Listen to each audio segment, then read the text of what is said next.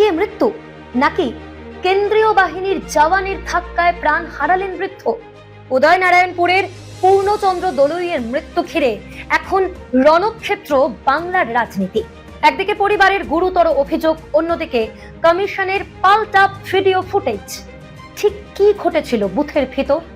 বাংলায় দ্বিতীয় দফার ভোট চলাকালীন উদয়নারায়ণপুরের কুড়িট গ্রাম পঞ্চায়েতের বলরামপুর প্রাথমিক বিদ্যালয় ঘটে যায় এক চাঞ্চল্যকর ঘটনা।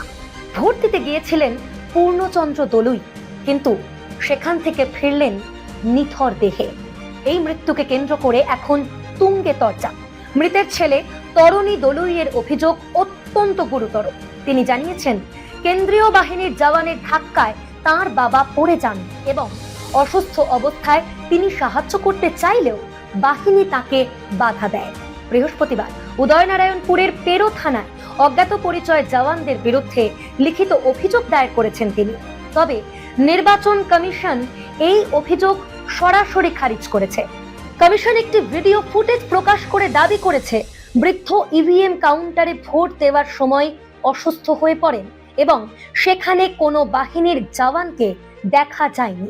ফুটেজে আরো দেখা গিয়েছে এক যুবক, যাকে কমিশন মৃতের ছেলে বলে দাবি করছে, তিনি বৃদ্ধকে সাহায্য করতে এগিয়ে যান। এই ভিডিও প্রকাশ করে কমিশনের তরফে বলা হয়েছে, যে কোনো রকম তদন্তে সাহায্য করতে কমিশন সবসময় প্রস্তুত। সেটা যেটা আমি বলছি, আমাদের কাছে সব ফুটেজ আছে, সব দেখতে পারবেন।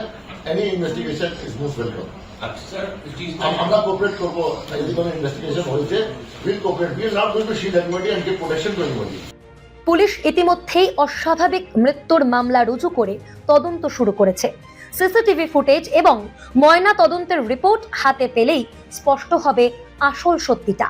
এদিকে মমতা বন্দ্যোপাধ্যায় সোশ্যাল মিডিয়ায় ভিডিও বার্তায় শোকসন্তপ্ত পরিবারের পাশে থাকার আশ্বাস দিয়েছেন।